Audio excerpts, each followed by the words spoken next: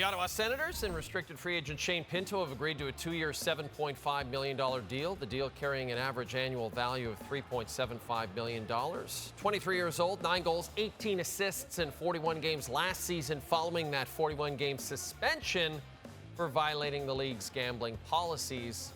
Here's the first of 3 magical appearances by our NHL analyst, Frankie Corrado. Frankie, the Sens also made a deal earlier in the day. They trade Matthew Joseph and a third-round pick to the Blues for future considerations. It's funny because we always talked about the fact that they might have to trade Matthew Joseph in order to get Shane Pinto signed, and that's exactly what happens.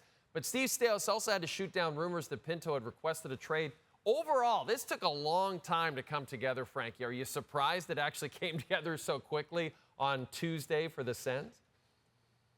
It felt like one had to happen, and as soon as the one thing happened, like as soon as you move the money off the books, then the other thing can happen. And the other thing was Shane Pinto and getting him on a 2-year deal. By the way, Jay, big day for future considerations, wasn't it? Like, wow, future considerations was making big moves. But for Shane Pinto, like, this is a good deal for him. Now he's got a 2-year deal where for him, as contract-wise, it's going to go up in value. So in the second year, it's $5 million.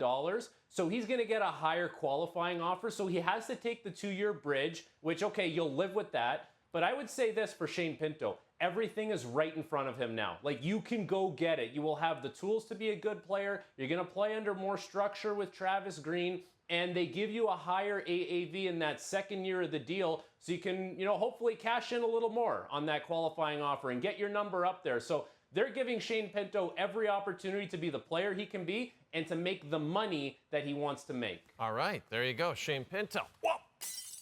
Get rid of that. Do you think after watching his brother win a Stanley Cup, Brady Tkachuk is watching everything Steve Staios is doing, Frankie? And, because, look, you mentioned Pinto.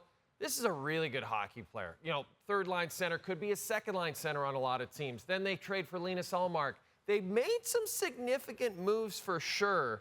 But, Frankie, have they made the kind of moves that make you feel they could potentially compete for a playoff spot next season?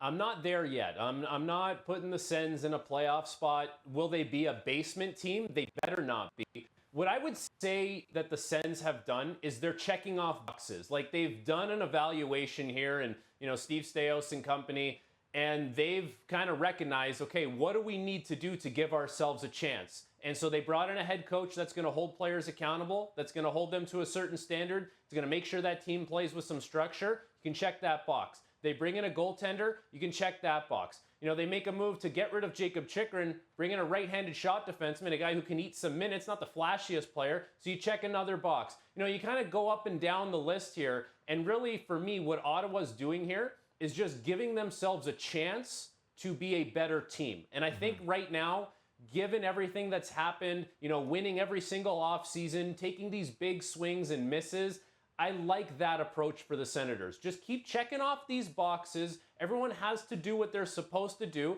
And Brady Tkachuk has some responsibility in that as well, Jay. Like, whether it's Tkachuk, Stützle, Josh Norris has to be healthy this year. Like, a lot of things need to come together for this team to be knocking on the door for the playoffs. But as far as, where they're going to be at, if they keep checking off these boxes, they shouldn't be a basement team, but they're probably not a playoff team as of yet either.